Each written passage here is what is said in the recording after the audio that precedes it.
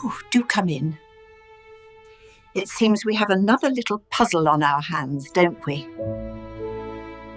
The basket left on the green, a Miss Marple Mystery. Welcome to Velvet Clues. I'm your host, Connor, and tonight I invite you to step into the quiet world of St. Mary Mead, where secrets hide behind lace curtains and mysteries unfold over afternoon tea. Join me as we follow the sharp eyes and gentle wisdom of Miss Jane Marple through another puzzling case that proves even the smallest details can reveal the darkest truths. Chapter 1. The Morning Discovery. The October morning mist clung to St. Mary Mead's village green like a gossamer shroud, reluctant to surrender to the pale autumn sun that struggled through the oak branches overhead. Miss Jane Marple had risen early, as was her custom, and made her way through the dew-dampened grass toward the ancient oak that had stood sentinel over the village for 3 centuries. Her daily constitutional was both a pleasure and a necessity at her age. She had learned that movement kept both body and mind sharp for whatever mysteries life might present. It was Mrs. Dollop from the post office who first spotted the incongruous sight that would transform an ordinary Tuesday into something far more sinister. Her cry of surprise carried clearly across the green, causing several early risers to pause in their morning routines and turn curious eyes toward the commotion. "Miss Marple," Mrs. Dollop called out, her voice pitched higher than usual with excitement and concern. "Whatever do you suppose someone's left this basket here for?" Right smack in the middle of the green, bold as brass, Miss Marple adjusted her spectacles and approached the object in question with the careful attention she had learned to pay to anything that seemed out of place in the ordered world of village life. The basket was substantial, a deep wicker construction of the sort used for carrying heavy loads of laundry. It sat beneath the oak's spreading branches as though someone had set it down for a moment's rest and simply walked away. But as Miss Marple drew nearer, her keen eyes detected details that transformed curiosity into concern.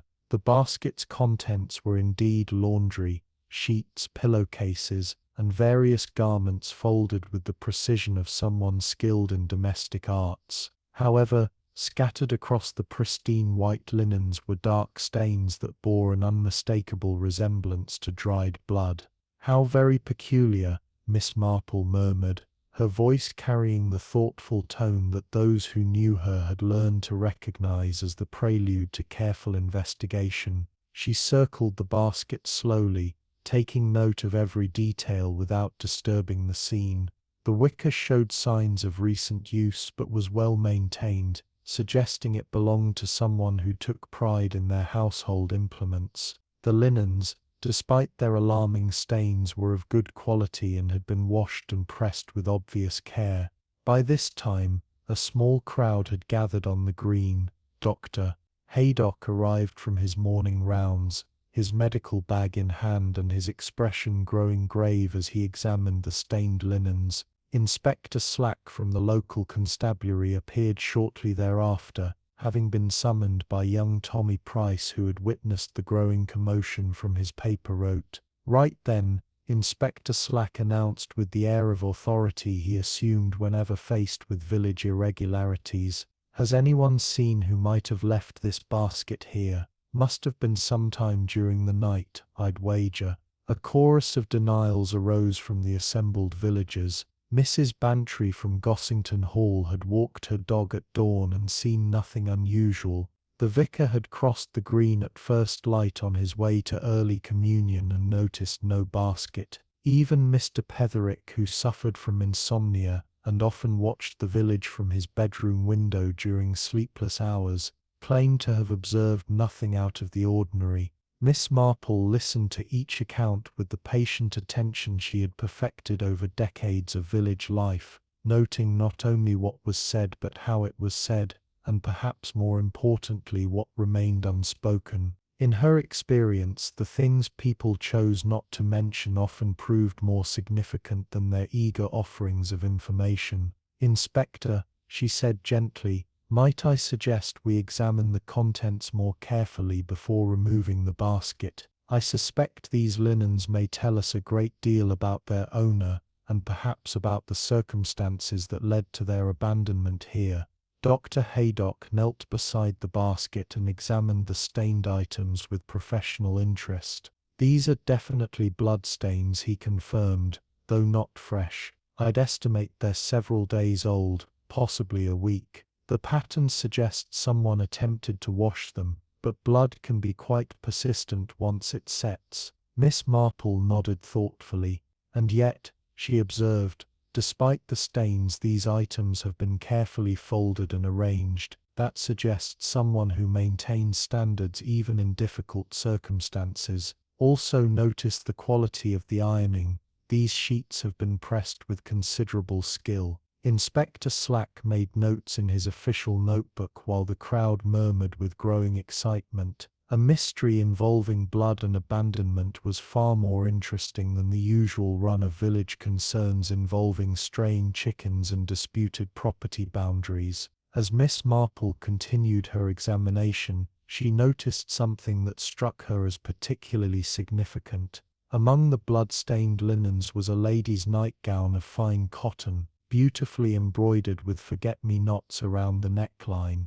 The embroidery work was exquisite, executed with a skill that spoke of years of practice and considerable artistic ability, but as she studied the delicate stitching more closely, Miss Marple frowned. Something about the needlework bothered her, though she couldn't immediately identify what it was. The pattern was perfectly executed, the colors well chosen, and the technique beyond reproach. Yet, there was something inconsistent about it that nagged at her trained eye. Most curious, she murmured to herself, making a mental note to examine the garment more closely when circumstances permitted. The morning sun had finally burned through the mist, casting the scene in sharp relief. The basket sat like an accusation in the middle of the green, its innocent wicker exterior concealing secrets that someone had hoped to abandon along with the stained linens it contained. As the crowd began to disperse and Inspector Slack made arrangements for the basket's removal to the police station, Miss Marple remained standing beneath the oak tree, her mind already working through the puzzle that had been presented to her. In her long experience, someone who went to the trouble of washing, pressing and carefully folding blood-stained linens before abandoning them was someone with a story to tell. The question was whether that story would prove to be one of accident, desperation, or something far more sinister. But Miss Marple had learned that in the seemingly peaceful world of village life, the most innocent-appearing mysteries often concealed the darkest human truths. Chapter 2.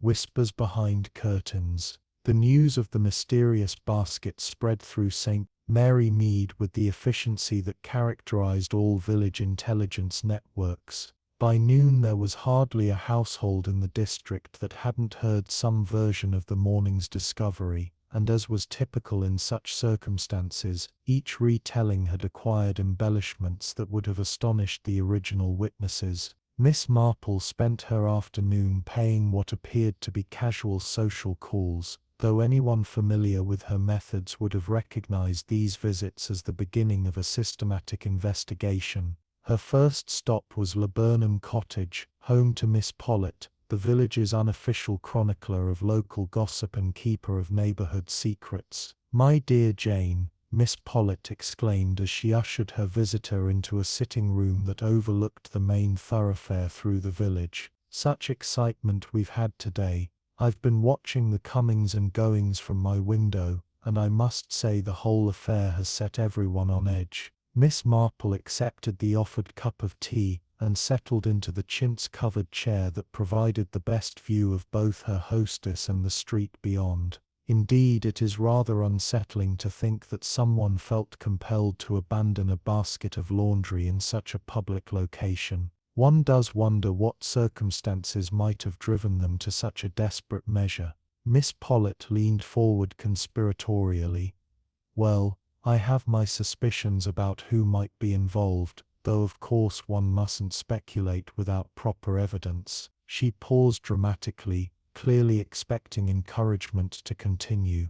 Naturally, Miss Marple replied with the gentle patience that had served her well in countless similar conversations, though I confess I'm rather puzzled by the quality of the needlework on some of the items. The embroidery was quite exceptional, the sort of skill one rarely sees nowadays. This observation had the desired effect of redirecting Miss Pollett's attention toward more concrete details. Ah, well, if we're speaking of needlework, there's really only one person in the village who does that caliber of embroidery. Mrs. Spenlow at Rose Cottage has always prided herself on her skill with needle and thread.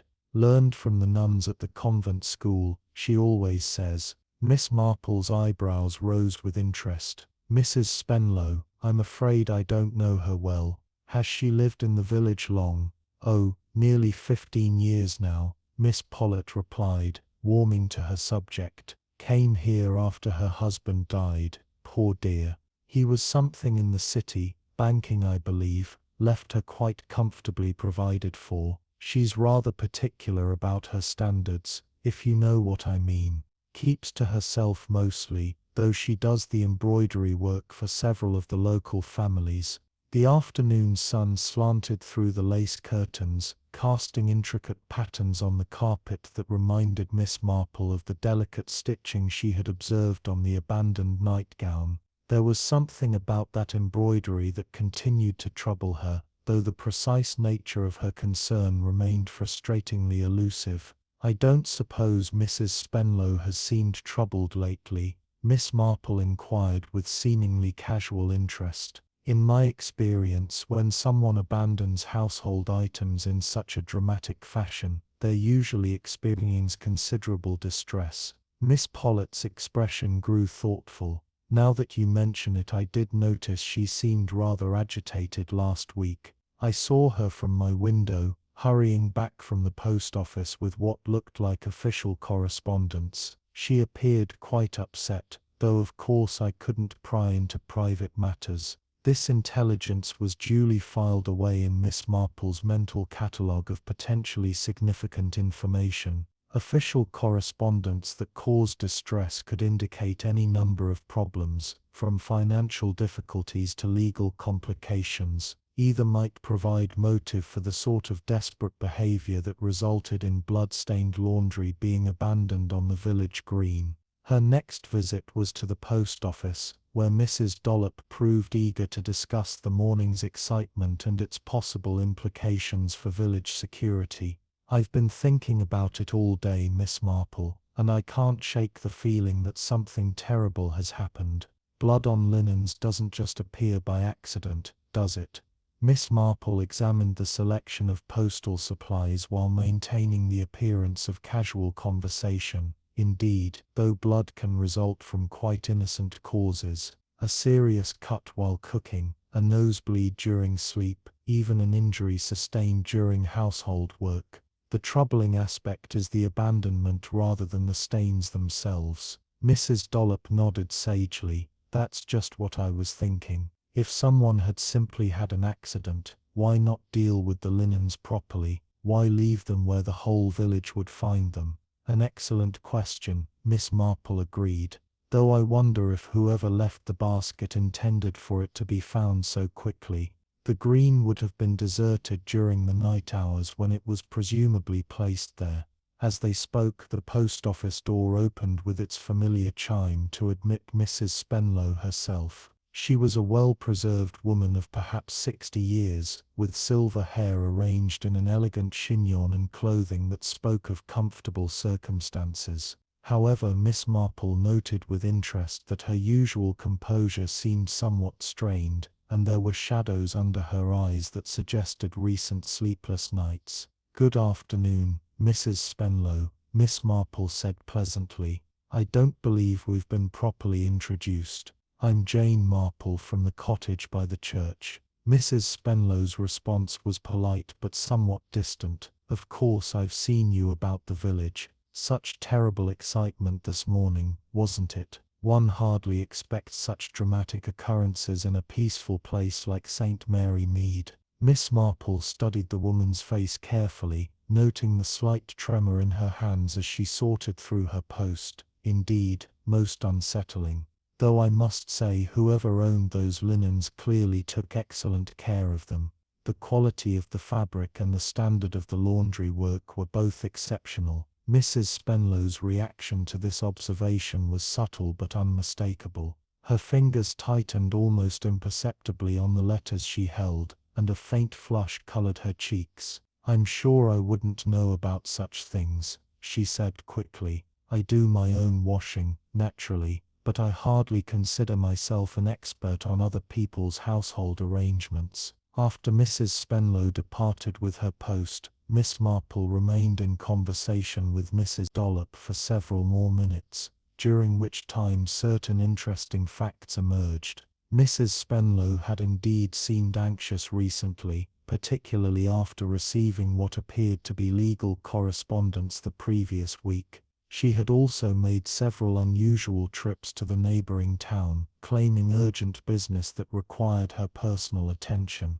As evening approached and Miss Marple made her way home through the village streets, she found herself constructing a mental picture of the puzzle that was beginning to emerge. A woman known for exceptional needlework, recently troubled by legal correspondence displaying signs of considerable stress. Blood-stained linens abandoned in a location where discovery was inevitable, despite being washed and carefully prepared by someone with evident domestic skills. The elements suggested a story, though not yet a complete narrative. In Miss Marple's experience, such stories usually involved secrets that had grown too heavy to bear, forcing their owners into increasingly desperate measures. The basket on the green was not merely an abandonment of property, it was a cry for help from someone who had run out of conventional options. But the precise nature of that desperation, and its connection to the bloodstains that had marked the abandoned linens, remained tantalizingly beyond her grasp.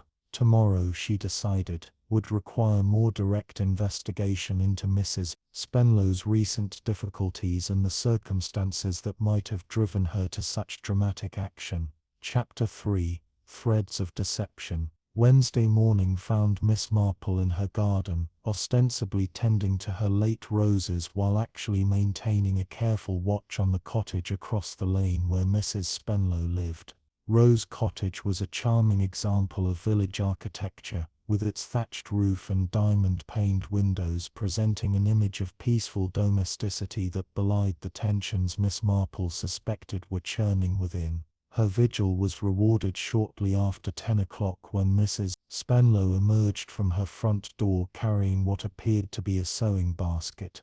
The woman's destination proved to be the home of Colonel and Mrs. Melket, where Miss Marple knew she had been employed for several years to execute various embroidery projects and mending work for the household.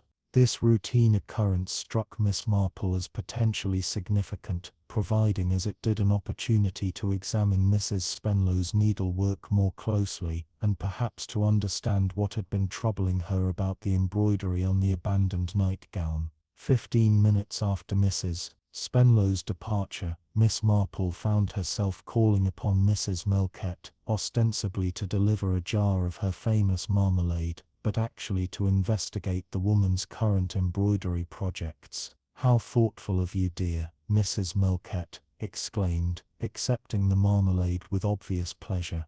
"Do come in and have some coffee. Mrs. Spenlow is here working on a lovely set of pillowcases for our guest room. You simply must see her needlework. It's absolutely exquisite." The sitting room where Mrs. Spenlow had established her workstation provided Miss Marple with exactly the opportunity she had hoped for. An embroidery hoop was set up near the window to catch the best light, and several examples of completed work were displayed on a nearby table for Mrs. Melket's approval. Miss Marple examined the pieces with the eye of someone who had spent decades perfecting her own needlework skills. The quality was indeed exceptional. Each stitch was perfectly formed, the tension was exactly right, and the color choices showed an artistic sensibility that elevated the work from mere craft to genuine art. But as she studied the delicate stitching more closely, the same troubling inconsistency she had noticed on the abandoned nightgown became apparent. The technical execution was flawless, but there was something about the style that seemed borrowed. It was as though someone was copying a technique they had observed rather than employing a method they had naturally developed. "Mrs. Spenlow's work is quite remarkable," Miss Marple observed to her hostess. "I don't suppose she learned her technique locally. The style seems somewhat unusual for our part of the country." Mrs. Melkett settled herself with her coffee cup and prepared to share what she clearly considered interesting intelligence about her employee. "Actually, that's rather a curious story. When she first came to work for us several years ago, her embroidery was quite different, still skillful mind you, but much more conventional. Then suddenly, about 2 years ago, her work became absolutely extraordinary. She claimed she had been studying old pattern books, but the improvement was quite dramatic." This revelation struck Miss Marple as potentially significant. In her experience, sudden dramatic improvements in artistic skills often indicated that someone had gained access to superior instruction, or in some cases, had begun copying the work of a more accomplished practitioner.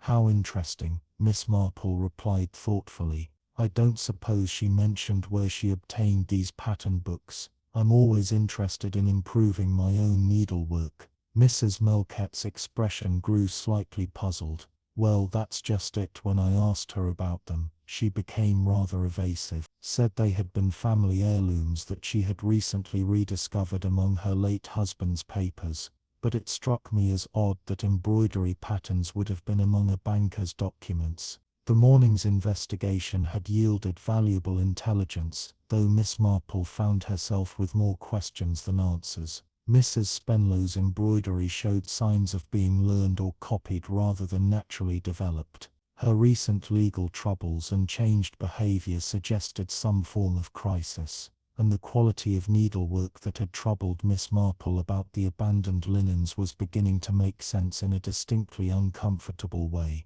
Her next visit was to Inspector Slack at the police station, where she hoped to learn more about the abandoned basket and its contents. She found the inspector examining the blood-stained linens with the aid of a magnifying glass, his expression suggesting frustration with the limited evidence they provided. "Ah, Miss Marple," he greeted her with the resigned courtesy he had learned to employ when dealing with her investigative interests. "I don't suppose you've developed any theories about our mysterious basket?" "Several theories, Inspector, though I'm afraid they raise more questions than they answer."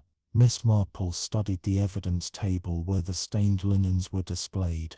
"Might I examine that nightgown more closely? There was something about the embroidery that struck me as significant." Inspector Slack handed her the garment, and Miss Marple spread it carefully on the table to examine the delicate forget-me-not pattern around the neckline. Under the better light of the police station, her suspicions were confirmed.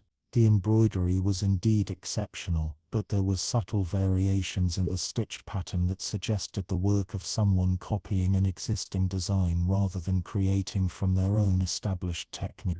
"Inspector," she said carefully, "I believe this needlework was executed by someone attempting to replicate another person's style. The technical skill is there, but the natural flow of an original artist is missing." Inspector Slack frowned. "Are you suggesting forgery in embroidery work?" "In a sense, yes. Someone has gone to considerable trouble to make this work appear to be the product of a particular needlewoman's skill, when in fact it represents a careful imitation." Miss Marple paused, considering the implications. "The question is why anyone would undertake such elaborate deception in connection with household linens." The inspector's expression suggested he found this line of reasoning somewhat beyond his usual investigative experience. "And you think this connects to our abandoned basket somehow?" Miss Marple folded the nightgown carefully and returned it to its evidence bag. "I think, Inspector, that someone has been maintaining a pretense that recently became impossible to sustain. The bloodstains, the careful washing and folding, the public abandonment, it all suggests someone who was forced to dispose of evidence while maintaining the appearance of normal household routine. As she walked home through the village, Miss Marple found herself constructing an increasingly complex picture of deception and desperation. Someone had been imitating another person's needlework for reasons that remained unclear. That same someone had recently faced legal troubles that had caused considerable distress, and now blood-stained linens bearing that imitated needlework had been abandoned in the most public location possible. The elements of the puzzle were beginning to align, though the complete picture remained tantalizingly out of reach. But Miss Marple's experience had taught her that in cases involving such elaborate deception, the truth was usually more shocking than anyone initially suspected. The basket on the green was not merely an inconvenient disposal of evidence, it was the collapse of a carefully constructed fiction that someone had been living for far too long. Chapter 4. The seamstress's secret. Thursday brought with it a persistent drizzle that seemed to match the increasingly dark turn Miss Marple's investigation was taking. She had spent a restless night considering the various threads of evidence that had emerged, and dawn found her with a growing conviction that the abandoned basket represented something far more serious than a domestic accident. Her morning was interrupted by an unexpected visitor.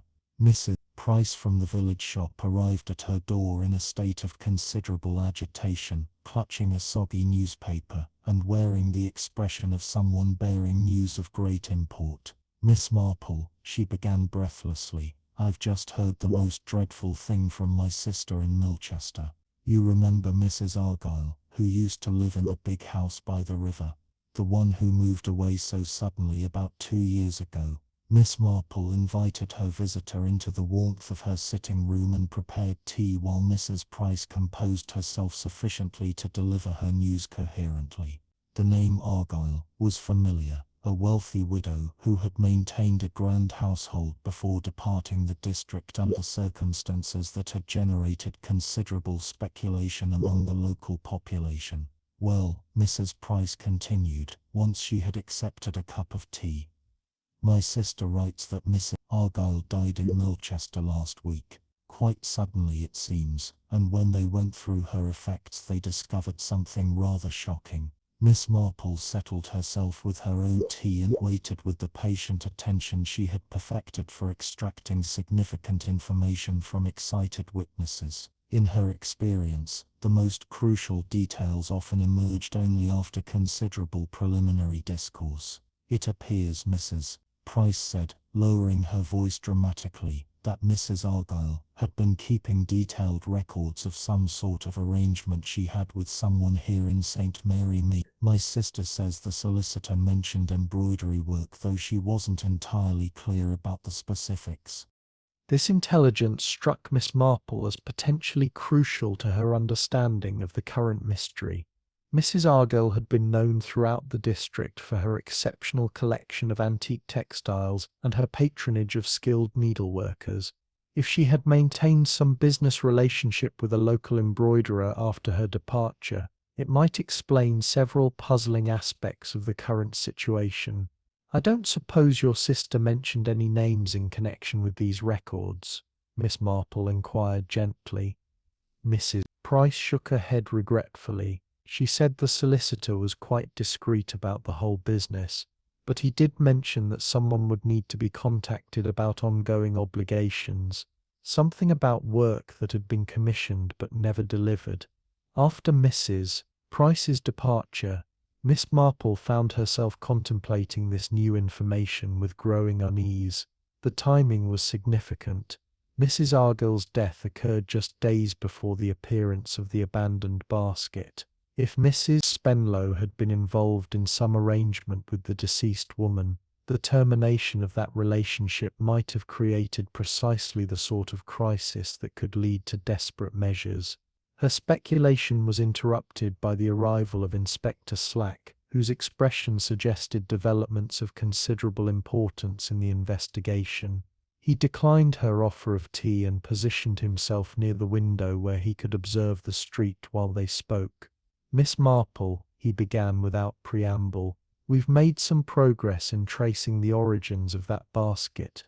It appears to have been purchased in Milchester approximately 3 years ago, along with several other household items. The shop records show it was part of a substantial order placed by someone giving the name Mrs. A. Spenlow." Miss Marple's eyebrows rose at this revelation. "Mrs. Spenlow? How very interesting. And I suppose the A would stand for her Christian name." "That's just it," Inspector Slack replied grimly. "According to the village records, Mrs. Spenlow's first name is Catherine. The AA doesn't match, which suggests either an error in the shop records or something rather more suspicious." This discrepancy added another layer of complexity to the increasingly tangled web surrounding Mrs. Spenlow's activities. Miss Marple found herself wondering what circumstances might lead someone to use an incorrect initial when making purchases, and whether those same circumstances might connect to the woman's recent apparent distress. "Inspector," she said carefully, "I've just learned something that may be relevant to our investigation. It appears that Mrs. Argyll, who used to live in Milchester, died recently and left behind records of some business arrangement involving embroidery work with someone in this village." Inspector Slack's attention sharpened immediately. "Mrs. Argyll, I remember her. Wealthy widow, kept a grand house, patronized various local craftspeople before she moved away. What sort of business arrangement?" Miss Marple explained what she had learned from Mrs. Price, noting particularly the reference to commissioned work that had never been delivered. The inspector made careful notes while she spoke, and she could see him mentally calculating the potential connections between these various elements. "We need to speak with Mrs. Spenlow directly," he concluded. "These coincidences are becoming too significant to ignore." They found Mrs. Spenlow in her garden, tending to her late chrysanthemums with the mechanical attention of someone whose thoughts were clearly elsewhere. Her reaction to their approach was subtle but unmistakable, a slight stiffening of posture that suggested wariness rather than mere surprise at their unexpected visit. "Mrs. Spenlow," Inspector Slack began formally, "we're investigating the basket that was found on the village green, and we have some questions that we hope you might be able to help us answer." The woman's composure was admirable, though Miss Marple noted the slight tremor in her hands as she removed her gardening gloves. "Of course, Inspector, though I'm afraid I don't know anything about any basket. I heard about the commotion, naturally, but I couldn't provide any useful information." "I'm sure you understand that we need to investigate all possibilities," the inspector continued diplomatically. "We've learned that the basket was purchased in Milchester by someone using the name Mrs. A. Spenlow. Might you know anything about that?" Mrs. Spenlow's reaction was immediate and revealing. Her face went pale, and she was forced to grasp the garden gate for support. That is, there must be some mistake. I rarely shop in Milchester, and certainly not under any name other than my own." Miss Marple stepped forward with the gentle manner she employed when dealing with people in distress. "Mrs. Spenlow, I think you may be in some difficulty that we might be able to help you with. In my experience, people who find themselves in desperate circumstances often make choices they later regret, but there's usually a way to resolve even the most complicated situations." For a moment it seemed as though Mrs. Spenlow might break down entirely. Her carefully maintained composure wavered, and tears gathered in her eyes. But then, with visible effort, she drew herself upright and faced her questioners with renewed dignity. "I'm afraid I can't help you," she said firmly. "If you have specific accusations to make, I suggest you make them through proper legal channels. Otherwise, I must ask you to leave my property." As they walked away from Rose Cottage, Miss Marple reflected on the woman's response with considerable concern. Mrs. Spenlow was clearly involved in the mystery of the abandoned basket, but her refusal to cooperate suggested that whatever secrets she was protecting were serious enough to justify risking legal consequences. The investigation was reaching a crucial juncture, and Miss Marple suspected that the truth, when it finally emerged, would prove both more complex and more tragic than anyone currently imagined. Chapter 5: Blood and Betrayal. The morning of the 5th day brought news that transformed Miss Marple's growing concerns into stark alarm. Dr. Haydock arrived at her cottage before she had finished her breakfast, his expression carrying the gravity that marked his most serious professional communications. "Miss Marple," he began without preamble, "I've completed a more thorough examination of those bloodstains from the basket. I'm afraid the situation is considerably more serious than we initially supposed." Miss Marple set down her teacup and gave him her complete attention. In her experience, Dr. Haydock's medical opinions were invariably accurate and often proved crucial to understanding the darker aspects of village mysteries. "The blood samples show patterns consistent with significant trauma rather than minor household accidents," he continued grimly. "The amount present on the linens suggests considerable bleeding, and the distribution pattern indicates that someone made substantial efforts to clean up what was originally a much more extensive seam." This revelation cast the abandoned basket in an entirely new light. What had initially appeared to be an embarrassing disposal of accidentally stained linens now looked increasingly like evidence of a serious crime that someone had attempted to conceal. "Doctor," Miss Marple asked carefully, "would you say these bloodstains are consistent with a fatal injury?" Dr. Haydock nodded gravely. "I'm afraid that's entirely possible. The volume and pattern suggest trauma that could easily have proved fatal, particularly if the victim was elderly or in poor health." Miss Marple found herself contemplating the implications of this medical evidence with growing unease. If Mrs. Spenlow was involved in concealing evidence of a fatal injury, the situation had moved far beyond simple domestic difficulties into the realm of potential homicide. Her troubled reflections were interrupted by the arrival of Inspector Slack, who bore additional intelligence that further complicated the emerging picture. He had spent the morning in Milchester, investigating Mrs. Argyle's recent death and the records she had left behind. "What we've discovered is most disturbing," he reported, settling into Miss Marple's sitting room with the air of someone preparing to deliver significant news. "Mrs. Argyle didn't die of natural causes, as was initially supposed. The coroner has ruled her death suspicious pending further investigation." Miss Marple absorbed this development with the careful attention she devoted to all crucial revelations. Two potentially unnatural deaths, occurring within days of each other, connected by threads of embroidery work and abandoned evidence. The pattern was becoming increasingly ominous. "What were the circumstances of Mrs. Argyle's death?" she inquired. Inspector Slack consulted his notes. "She was found in her lodgings by her landlady, who had become concerned when Mrs. Argyle failed to appear for breakfast. The initial assumption was heart failure, but the post-mortem revealed evidence of poisoning, digitalis, administered in sufficient quantity to prove fatal." The method was significant, Miss Marple reflected.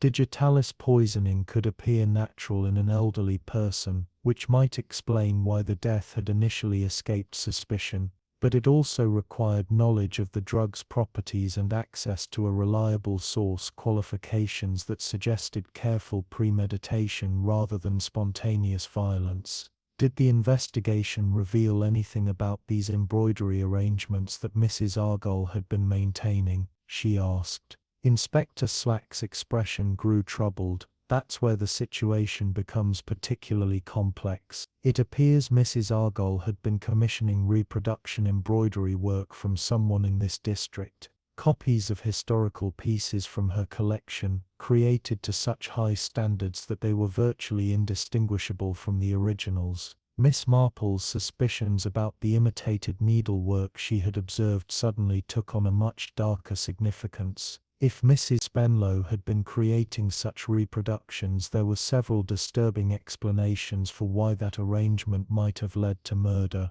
Was Mrs. Argyle planning to sell these reproductions as authentic pieces? Miss Marple inquired, though she suspected she already knew the answer. The evidence suggests exactly that, Inspector Slack confirmed grimly.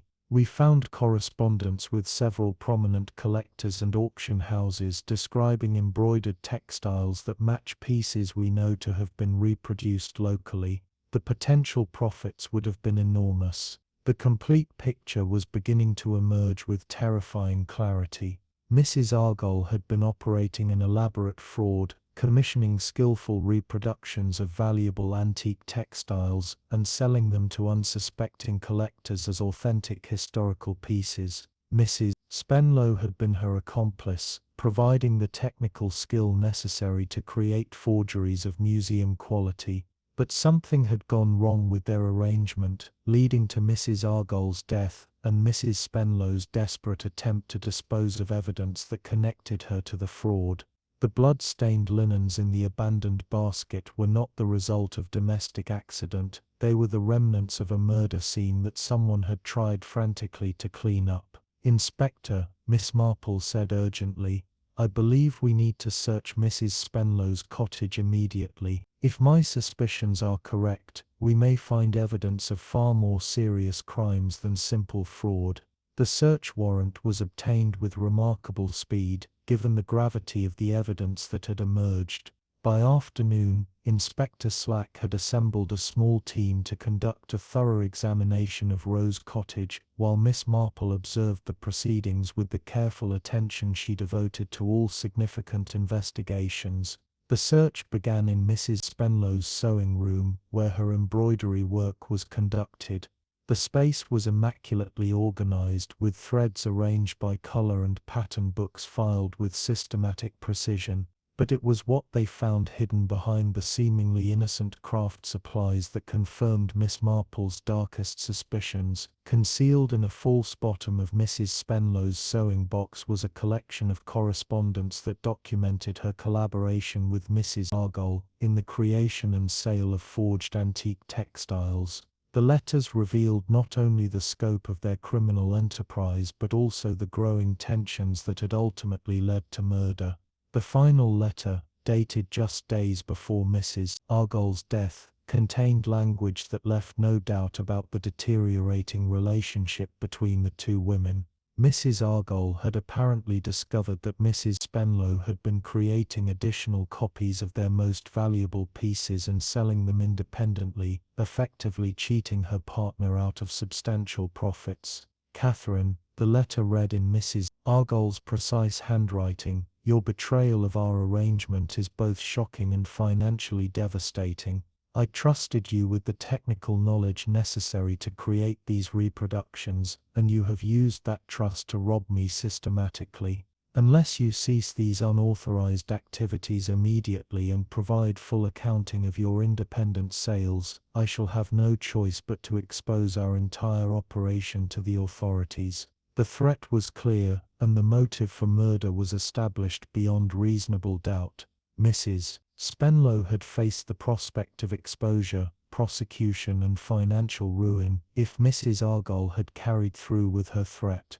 The desperate woman had chosen murder as her solution, traveling to Milchester to poison her former partner and returning to St. Mary Mead to dispose of evidence that might connect her to the crime. But as the search of Rose Cottage continued, an even more disturbing discovery awaited in the cottage's small cellar.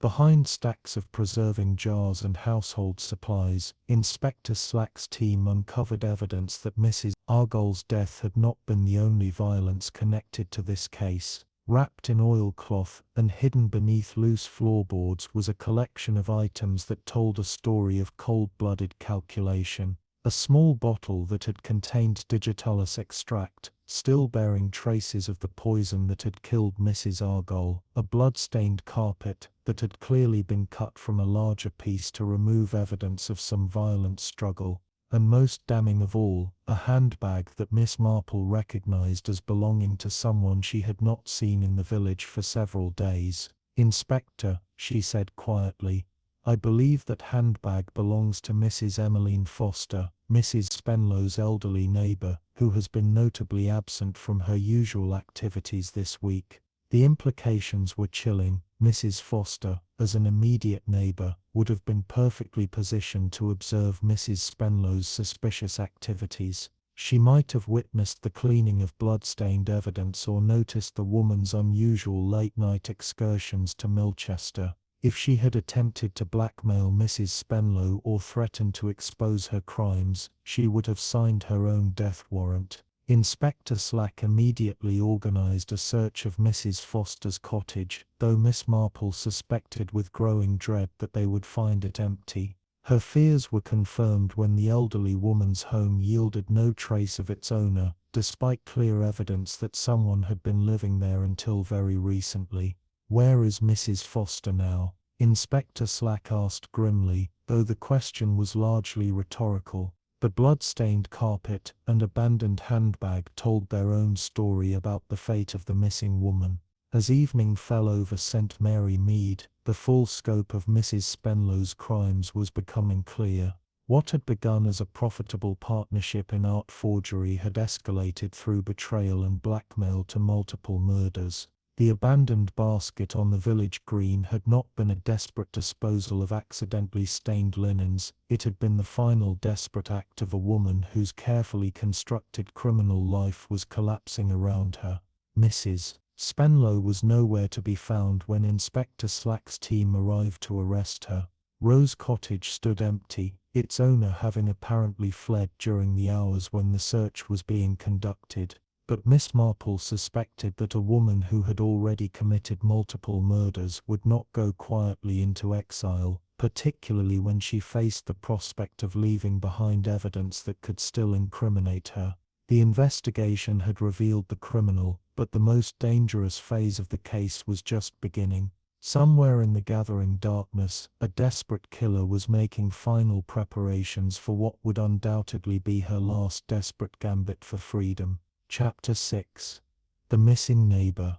Dawn on Friday brought with it the grim task of searching for Mrs. Foster's remains. Inspector Slack had organized a systematic examination of the countryside surrounding St. Mary Mead, focusing on areas where a determined killer might have disposed of evidence under cover of darkness. Miss Marple, despite the inspector's concerns about her safety, had insisted on participating in the search, her intimate knowledge of the village's geography making her assistance invaluable.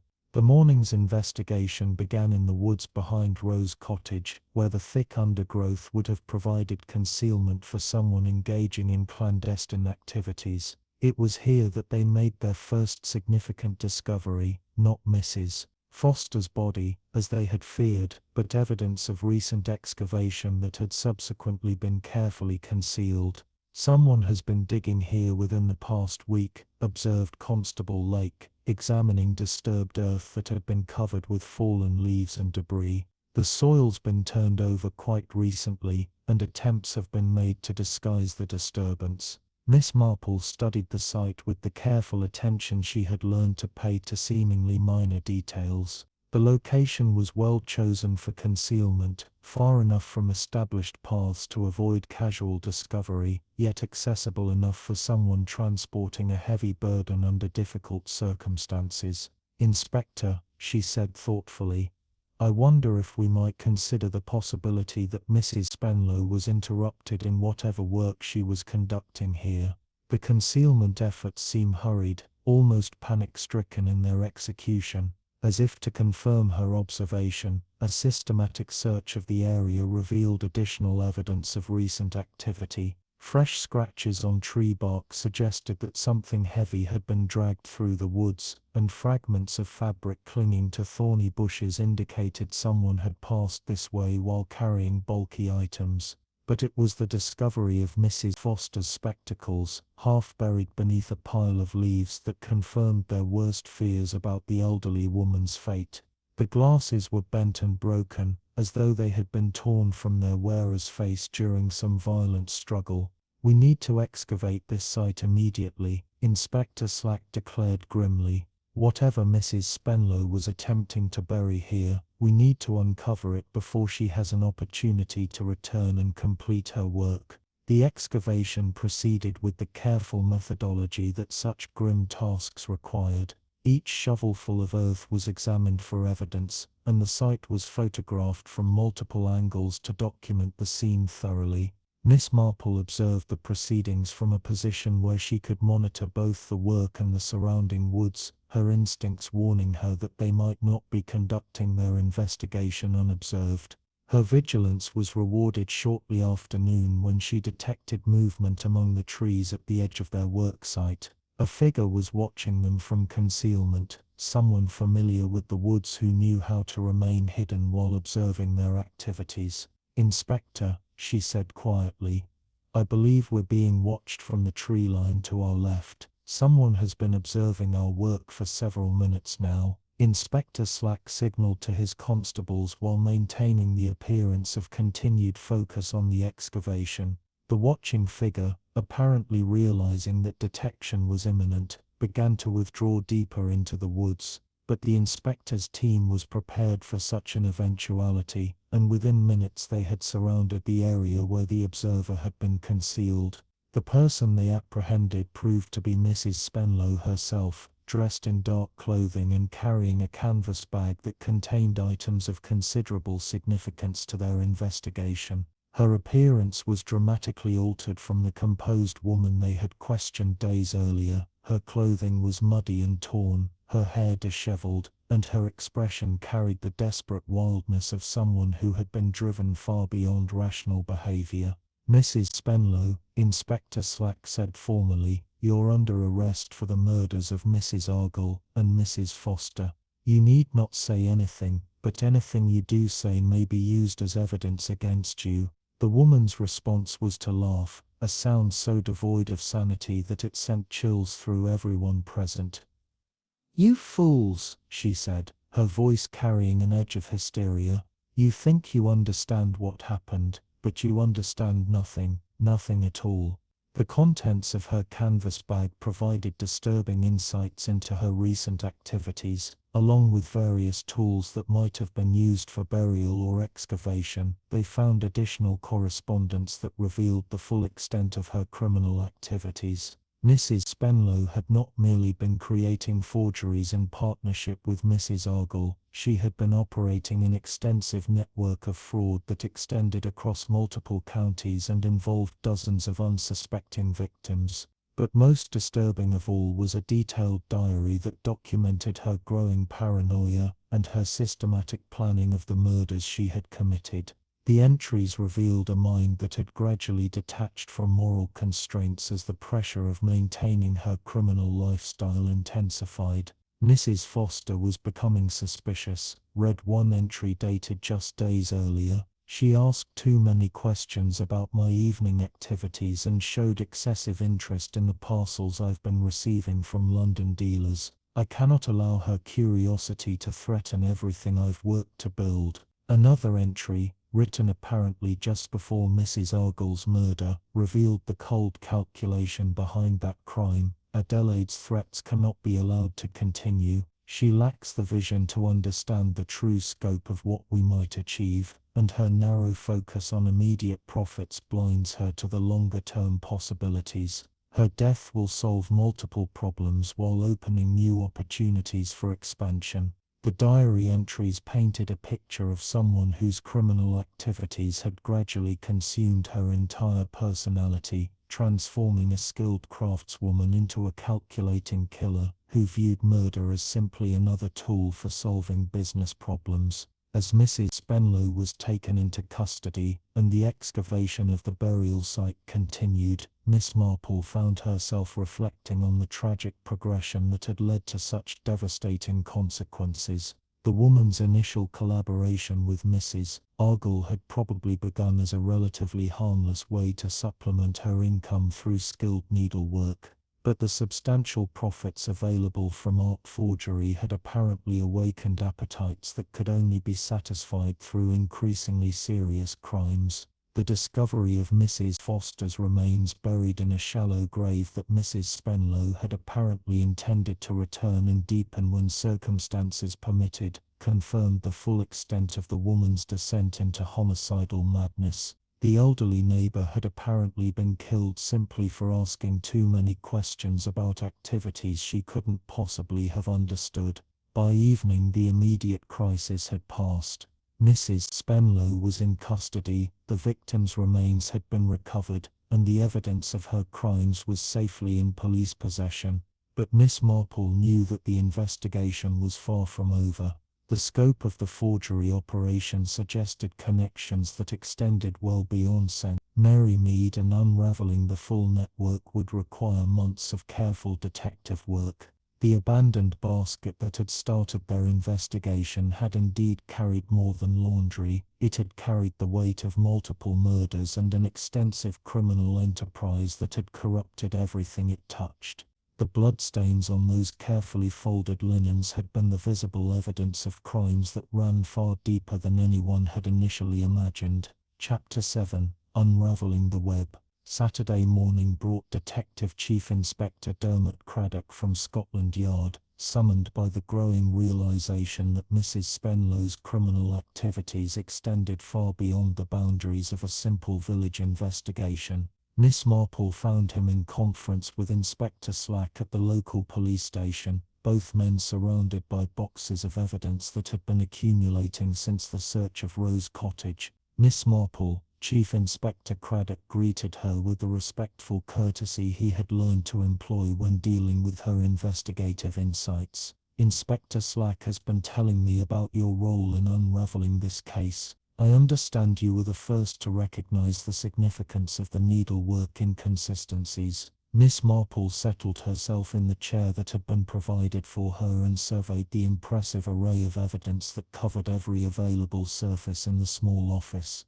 The embroidery work was indeed the key to understanding Mrs. Spenlow's activities, though I confess I initially underestimated the scope of what we were dealing with. Chief Inspector Craddock opened a file that contained photographs and documentation from similar cases across the country. What you've uncovered here appears to be connected to a much larger network of art fraud that we've been investigating for several years. The quality of the forgeries involved has been so exceptional that many have gone undetected for years. The photographs he displayed showed textiles, paintings, and decorative objects that bore unmistakable signs of Mrs. Spenlow's needlework techniques. Items that had been sold to prestigious museums and private collectors as authentic historical pieces, commanding prices that ran into thousands of pounds each. The remarkable thing, Chief Inspector Craddock continued, is the sophistication of the operation. Spenlow wasn't simply copying existing pieces, she was creating entirely fictional provenances for her work, inventing historical contexts that made the forgeries virtually impossible to detect without detailed technical analysis. Miss Marple examined the photographs with growing amazement at the scope of the deception. How very ambitious of her, though I suspect that maintaining such elaborate fictions would have required considerable mental strain over time. Inspector Slack consulted his notes from Mrs. Spenlow's interrogation, which had been conducted under carefully controlled conditions due to her apparent psychological instability. She's been surprisingly forthcoming about her methods, though her accounts of the murders remain confused and contradictory. The interrogation had revealed that Mrs. Spenlow's descent into criminal activity had begun innocently enough. Following her husband's death, she had found herself in reduced financial circumstances and had begun taking on embroidery commissions to supplement her modest widow's pension. Her exceptional skill had quickly attracted the attention of collectors who were willing to pay premium prices for work of museum quality. The transition from legitimate commissions to outright forgery appears to have been gradual, Chief Inspector Craddock explained. Mrs. Argyle initially approached her to create reproductions of historical pieces for educational purposes, but the profits available from selling these reproductions as authentic items proved too tempting to resist. The psychological progression was tragically clear. Each successful deception had made the next one easier to justify, until Mrs. Spenlow had found herself at the center of a criminal enterprise that generated substantial income but required constant vigilance to maintain. The stress of living such an elaborate lie had apparently contributed to the mental instability that had led to murder. What triggered the final crisis? Miss Marple inquired. Inspector Slack referred to additional correspondence that had been discovered among Mrs. Spenlow's papers. Mrs. Argyle had been contacted by a museum curator who was planning to publish a scholarly article about several pieces in their collection, pieces that Mrs. Spenlow had created as forgeries. The detailed analysis required for the publication would have exposed the fraud immediately. The threat of exposure had created a chain reaction of desperate decisions. Mrs. Argyle had panicked and threatened to end their partnership immediately, potentially leaving Mrs. Spenlow to face investigation alone. Mrs. Spenlow had responded by travelling to Milchester and poisoning her former partner, then returning to St. Mary Mead to destroy evidence of their collaboration, but Mrs. Forster had observed her suspicious activities, Miss Marple noted. The elderly woman's curiosity about her neighbour's unusual behaviour had sealed her fate. Chief Inspector Craddock nodded grimly. According to Mrs. Spenlow's confession, Mrs. Forster had questioned her about the blood-stained linens she had observed hanging on the washing line behind Rose Cottage. When Mrs. Spenlow realized that her attempts to clean the evidence had been witnessed, she decided that her neighbour posed an unacceptable risk. The murder of Mrs. Forster had been committed with the same cold calculation that had characterized the attack on Mrs. Argyle. Mrs. Spenlow had invited her elderly neighbour for tea, administered poison from the same supply of digitalis she had used in Milchester, and then disposed of the body in the woods behind her cottage. The abandoned basket was her final desperate attempt to divert suspicion. Inspector Slack added. She had cleaned the blood-stained linens as thoroughly as possible, but realized that traces might still be detectable if they were subjected to scientific analysis. By abandoning them in such a public location, she hoped to make their discovery appear accidental rather than connected to any specific household.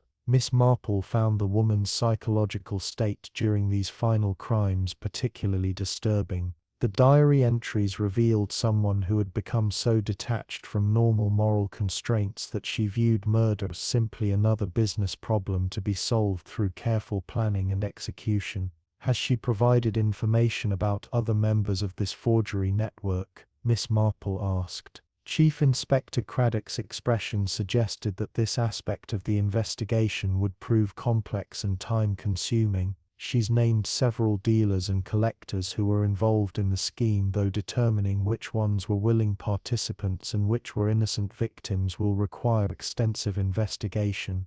The afternoon brought additional revelations as the analysis of Mrs. Spenlow's records continued. The scope of her criminal activities extended across multiple countries, with forged pieces having been sold to collectors in France, Germany, and even America. The total value of the fraudulent transactions ran into tens of thousands of pounds, representing one of the most sophisticated art forgery operations ever discovered. The remarkable thing, Chief Inspector Craddock observed, is how she managed to maintain the fiction for so long.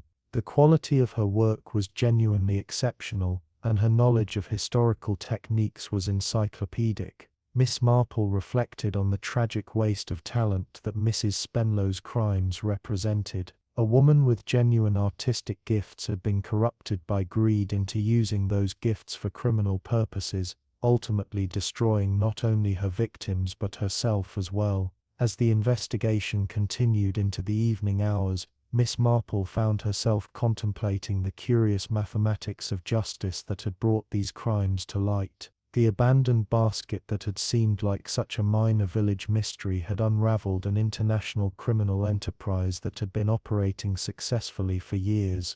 The bloodstains on those carefully folded linens had indeed carried guilt, not just the immediate guilt of murder, but the accumulated guilt of years of systematic deception that had ultimately corrupted everything it touched. Chapter 8. The Widow's Gambit. Sunday brought with it a development that cast Mrs. Spenlow's crimes in an even darker light. Miss Marple was taking her customary post-service stroll through the churchyard when she encountered Mr. Petherick, the village solicitor, emerging from what appeared to be a clandestine meeting with Chief Inspector Craddock behind the ancient yew tree that sheltered the oldest graves. "Miss Marple," Mr. Petherick called out, his expression carrying the gravity that marked his most serious professional consultations. "I wonder if I might have a word with you about a matter that has come to my attention regarding the late Mrs. Spenlow's affairs." Miss Marple noted the past tense with interest, though she had not heard news of the woman's death.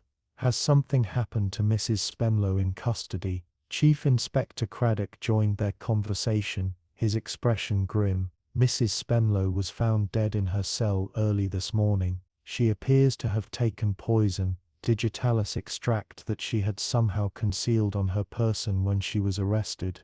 This final act of desperation struck Miss Marple as both tragic and somehow inevitable. A woman who had lived for years under the strain of maintaining elaborate deceptions had apparently found the prospect of public exposure and legal consequences unbearable. "However, Mr. Petherick continued, her death has brought to light some additional information that may be relevant to understanding the full scope of her criminal activities." The solicitor produced a manila envelope that had been sealed with legal formality. Mrs. Spenlow had left detailed instructions that this was to be opened only in the event of her death or arrest. The contents are quite remarkable.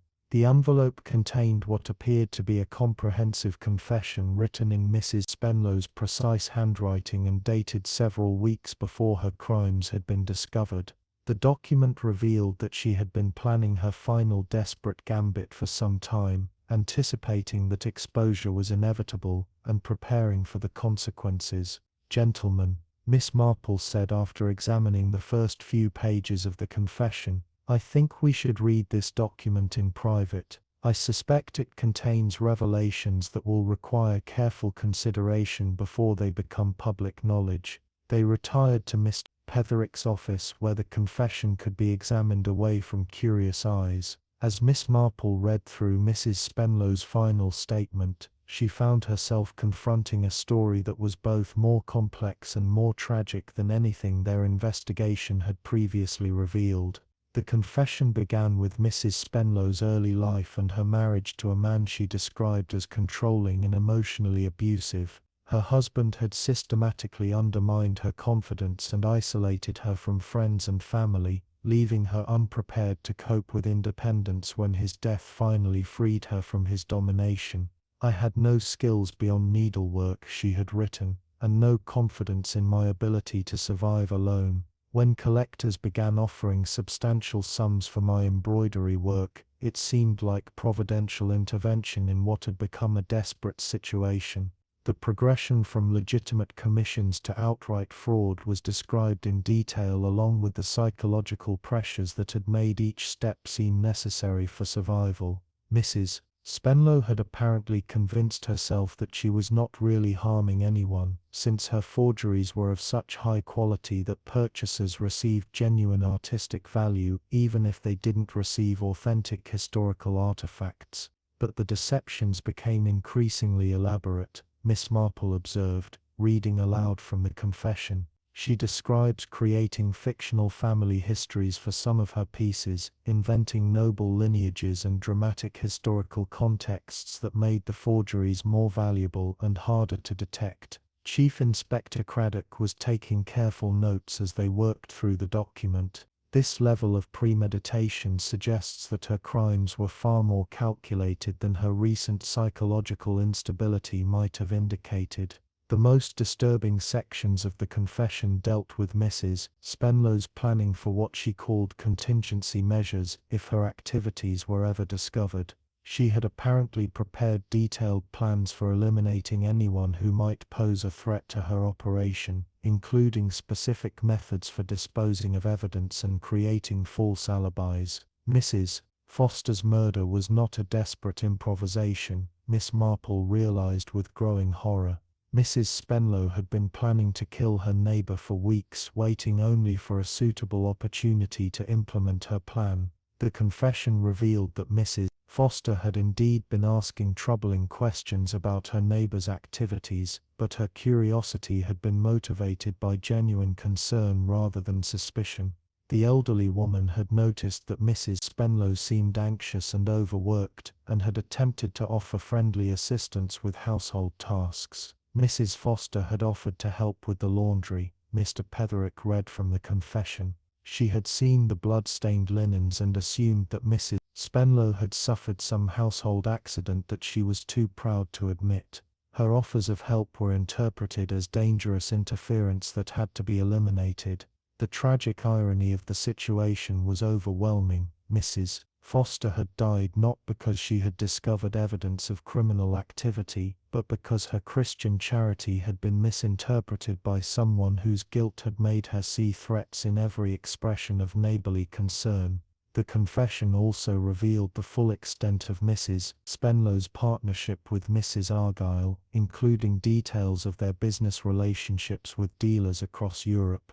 The network they had created was far more sophisticated than anyone had initially realized, involving multiple levels of intermediaries and complex financial arrangements that had successfully concealed the source of the forged items for years. But Mrs. Argyle had grown concerned about the risks they were taking, Miss Marple noted, reading from the final sections of the confession. She wanted to end their partnership and retire from criminal activity while they were still undetected.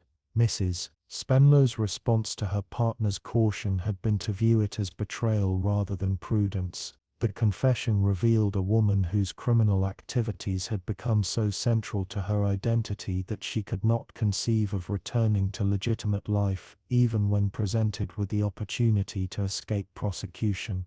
The murder of Mrs. Argyle was planned for weeks, Chief Inspector Craddock observed grimly. Every detail was calculated to ensure success while minimizing the risk of detection. As they completed their examination of the confession, Miss Marple found herself contemplating the psychological transformation that had converted a skilled needlewoman into a cold-blooded killer.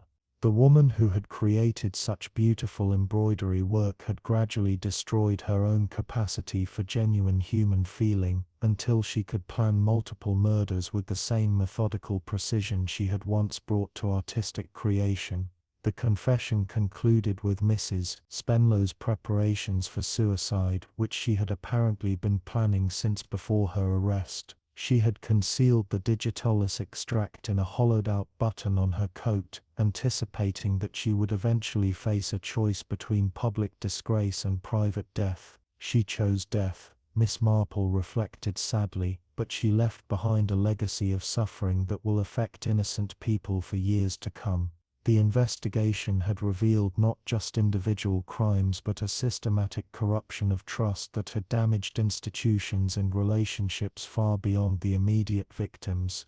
The forged items that Mrs. Spenlow had created would need to be identified and removed from collections, while the dealers and collectors who had unknowingly participated in her schemes would face both financial losses and professional embarrassment. The abandoned basket on the village green had indeed carried more than laundry. It had carried the weight of a criminal enterprise that had corrupted everyone it touched, transforming artistic talent into an instrument of deception and ultimately of death. Chapter 9. The Pattern's End. Monday morning brought the somber task of concluding the official investigation into what had become known throughout the district as the basket murder case. Miss Marple found herself in the unusual position of being asked to provide a comprehensive statement for Scotland Yard's files, her observations having proved crucial to understanding the complex web of deception that Mrs. Spenlow had woven around her criminal activities. Chief Inspector Craddock had established a temporary office in the village hall where the accumulated evidence could be properly catalogued and prepared for the various legal proceedings that would inevitably follow. Miss Marple arrived to find him surrounded by boxes of correspondence, photographs and physical evidence that represented the most complex art fraud case he had encountered in his career. Miss Marple, he greeted her with the weary satisfaction of someone who had successfully completed a difficult investigation. I wanted to thank you personally for your assistance in this matter. Without your recognition of the needlework inconsistencies, Mrs. Spenlow's crimes might have continued indefinitely. Miss Marple settled herself in the chair he had arranged for her and surveyed the impressive array of evidence with the methodical attention she had learned to pay to all significant conclusions. The case has certainly proved more complex than any of us initially suspected, though I confess I'm troubled by the scope of innocent people who will be affected by Mrs. Spenlow's activities. The investigation had indeed revealed ramifications that extended far beyond the immediate crimes. Museums and collectors across Europe were discovering that pieces in their collections were sophisticated forgeries, while dealers who had unknowingly handled Mrs. Spenlow's work faced financial ruin and professional disgrace. The total value of the fraudulent transactions appears to exceed £50,000, Chief Inspector Craddock reported, and that's only what we've been able to identify so far. Mrs. Spenlow's records suggest that her criminal activities extended over nearly a decade. Miss Marple found herself particularly concerned about the impact on legitimate needleworkers whose reputations might be tainted by association with such an elaborate fraud. Has anything been done to protect innocent craftspeople who might be suspected of similar activities? Chief Inspector Craddock nodded. We've prepared detailed documentation of Mrs. Spenlow's specific techniques and methods, which should help experts distinguish her work from legitimate historical pieces. The quality of her forgeries was exceptional, but there are subtle characteristics that trained observers can learn to identify. The morning was devoted to reviewing the complete sequence of events that had led to the discovery of Mrs. Spenlow's crimes. Miss Marple provided detailed accounts of her observations about the needlework inconsistencies, while Chief Inspector Craddock traced the connections between the local murders and the international fraud network. The remarkable thing, Miss Marple observed, is how Mrs. Spenlow's psychological state deteriorated as the pressure of maintaining her deceptions intensified. Her early forgeries were motivated by financial necessity, but her later crimes were driven by something approaching megalomania. The progression was indeed disturbing. Mrs. Spenlow's confession had revealed a woman who had gradually lost touch with normal moral constraints until she viewed other people primarily as obstacles to be overcome or tools to be exploited in service of her criminal enterprise. Her diary entries from the final months show clear signs of paranoid thinking. Chief Inspector Craddock noted, she had begun to suspect that everyone around her was a potential threat to her operation, including people who had no knowledge of her activities whatsoever. This psychological deterioration had contributed directly to the murders of both Mrs. Argall and Mrs. Foster.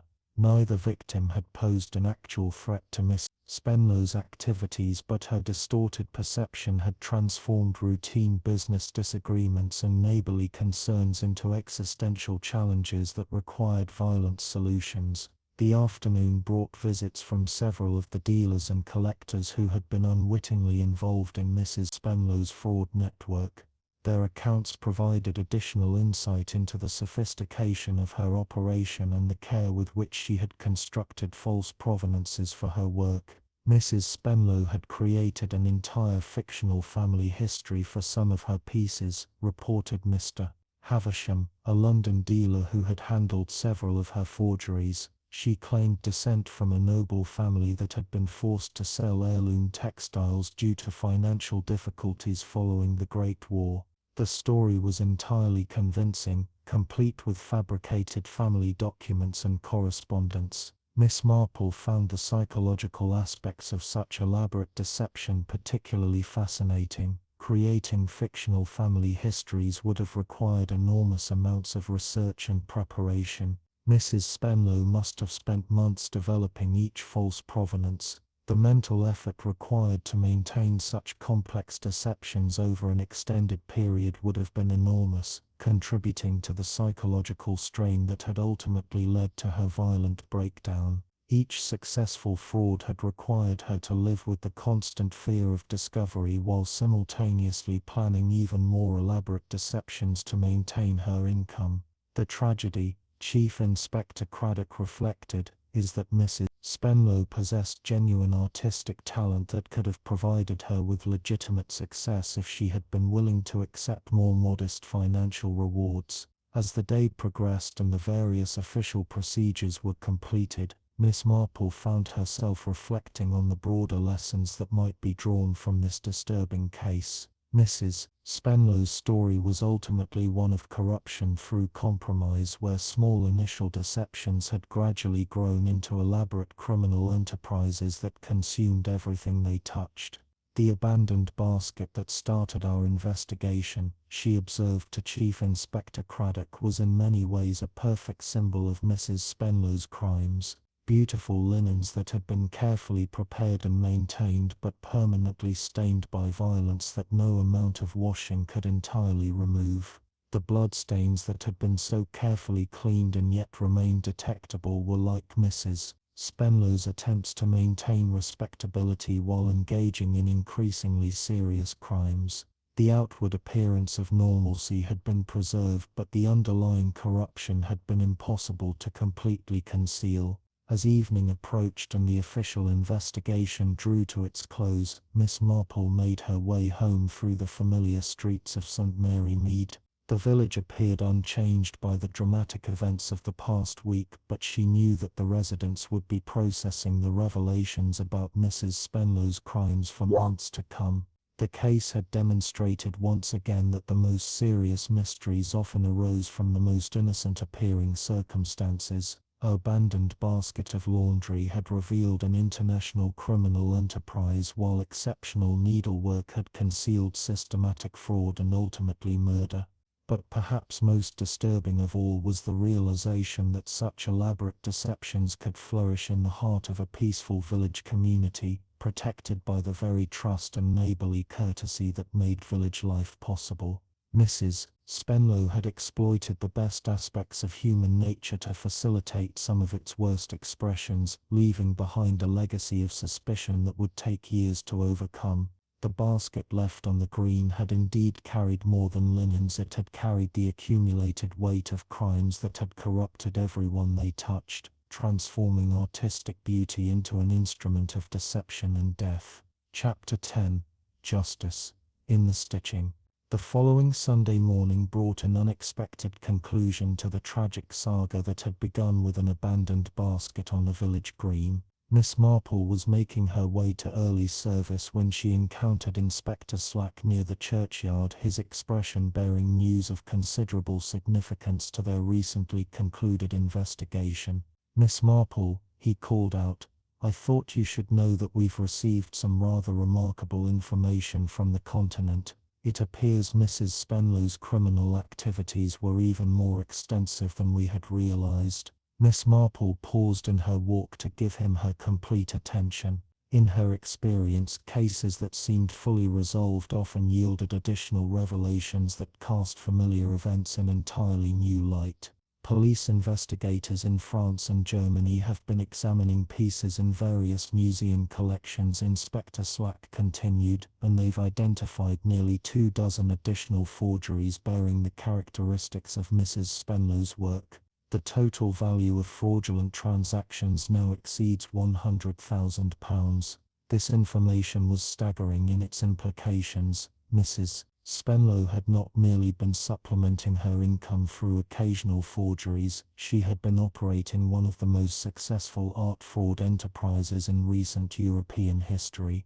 But there's more, Inspector Slack added, producing a telegram that had arrived from Scotland Yard during the night. Several of the dealers who handled her work have come forward with information about the network she operated. It appears she had accomplices in multiple countries who were assisting with the creation and distribution of forged pieces. Miss Marple accepted the telegram and read its contents with growing amazement. The investigation that had begun in St. Mary Mead was now spreading across international boundaries, with police forces in 5 countries coordinating efforts to trace the full extent of the criminal network. "How very ambitious of her," Miss Marple observed, "though I suspect that maintaining such an elaborate operation would have required enormous psychological strain, which may explain her increasingly erratic behavior in recent months." The morning service proceeded with the familiar rhythms of village worship, but Miss Marple found her attention divided between the liturgy and contemplation of the international ramifications that were still emerging from their local investigation. The abandoned basket that had seemed like such a minor village mystery had opened a window into criminal activities that spanned multiple countries and involved dozens of unsuspecting victims. Following the service, she found herself in conversation with several villagers who were still processing the revelations about Mrs. Spenlow's crimes. The woman had lived among them for 15 years, participating in village activities and maintaining the appearance of respectable widowhood, while operating one of the most sophisticated art fraud enterprises in recent memory. "It makes one wonder how well we really know our neighbors," observed Mrs. Bantry, expressing the unease that many residents were feeling about the deception that had flourished in their midst. Miss Marple nodded thoughtfully. "In my experience, people who live elaborate lies often become quite skilled at presenting exactly the facade that others expect to see." Mrs. Spenlow gave every appearance of being a genteel widow with artistic talents which made her criminal activities virtually invisible to casual observation. The psychological aspects of such long-term deception continued to fascinate her. Mrs. Spenlow had not merely committed crimes, she had constructed an entirely fictional identity that had enabled those crimes to continue undetected for years. The mental effort required to maintain such elaborate pretenses would have been exhausting, contributing to the breakdown that had ultimately led to murder. Later that afternoon, Chief Inspector Craddock arrived with final updates from Scotland Yard's expanding investigation. The international scope of Mrs. Spenlow's activities was still being documented, but early estimates suggested that her criminal network had generated profits that exceeded anything previously encountered in art fraud cases. "We've identified accomplices in Paris, Rome and Vienna," he reported, settling into Miss Marple's sitting room with the files that documented their discoveries. Mrs. Spenlow appears to have been the creative center of the operation, but she had collaborators who handled authentication, documentation and sales throughout Europe. Miss Marple poured tea while considering the organizational skills that such an enterprise would have required. She must have possessed remarkable abilities as both an artist and a businesswoman. It's tragic that such talents were employed for criminal purposes. The investigation had revealed that Mrs. Spenlow's forgeries were not random creations but carefully targeted pieces designed to fill gaps in museum collections and private holdings. She had studied the acquisition patterns of major collectors and created pieces that would appeal to their specific interests and collecting focuses. The psychological profile that emerges is quite complex, Chief Inspector Craddock observed. Mrs. Spenlow appears to have viewed herself as an artist whose work was undervalued by legitimate channels. The fraud may have begun as a way of achieving recognition for her abilities, even if that recognition was based on deception. This interpretation cast her crimes in a somewhat different light, rather than being motivated purely by greed. Mrs. Spenlow might have been driven by a desire for artistic validation that she felt unable to achieve through legitimate means. The elaborate fictional provenances she created were not merely commercial deceptions but artistic fantasies that allowed her to imagine her work being treasured by future generations. But ultimately, Miss Marple reflected, her need for recognition led her to corrupt everything she touched. The beauty of her needlework was permanently tainted by the lies that surrounded it. The afternoon brought news of additional developments in the international investigation. Several dealers who had handled Mrs. Spenlow's work had come forward with information about suspicious transactions, while museums were beginning systematic reviews of their textile collections to identify potential forgeries. The damage to confidence in the art market will take years to repair, Chief Inspector Craddock noted grimly. Mrs. Spenlow's activities have made collectors and institutions suspicious of any piece without absolutely impeccable provenance. As evening approached and the chief inspector prepared to return to London, Miss Marple found herself reflecting on the curious mathematics of justice that had brought this case to its conclusion. Mrs. Spenlow's suicide had prevented a public trial that might have provided closure for her victims, but it had also spared the village the extended scrutiny that such proceedings would have brought. "There's something almost fitting about the way the truth emerged," she observed. Mrs. Spenlow spent years hiding her crimes behind beautiful needlework, and it was inconsistencies in that same needlework that ultimately exposed her deceptions. The abandoned basket had indeed carried more than blood-stained linens. It had carried the accumulated weight of a criminal enterprise that had corrupted everyone it touched. But in a curious way, that basket had also carried a form of justice. Mrs. Spenlow's desperate attempt to dispose of evidence had instead created the circumstances that led to her exposure.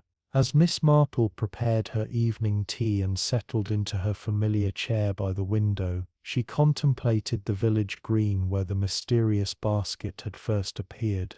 The sight looked peaceful in the gathering dusk, showing no trace of the dramatic events it had witnessed. But she knew that the residents of St. Mary Mead would remember this case for years to come, not merely as a criminal investigation but as a reminder that the most elaborate deceptions often conceal themselves behind the most innocent appearances. The case of the basket left on the green had concluded, but its lessons would endure. Beauty without truth was ultimately corruption, and art employed in service of deception became an instrument of destruction rather than creation. Mrs. Spenlow's exceptional talents had been twisted into tools of fraud and ultimately murder, leaving behind a legacy that would forever change how people viewed the relationship between artistic skill and moral character. In the end, the bloodstains on those carefully folded linens had told their own story, a story of guilt that no amount of washing could remove, of secrets that demanded revelation, and of justice that found its way to the surface despite all attempts at concealment. The basket had carried more than laundry. It had carried the weight of truth itself, demanding acknowledgement and resolution of crimes that had been hidden too long in the shadows of respectability. Thank you for joining us tonight on Velvet Clues. I'm Connor, and I hope you found this tale of deception and justice as compelling as I did. Miss Marple's gentle wisdom reminds us that truth, like bloodstains, has a way of remaining visible even when we think it's been washed away. Until next time, may your mysteries be cozy and your secrets harmless. Good night.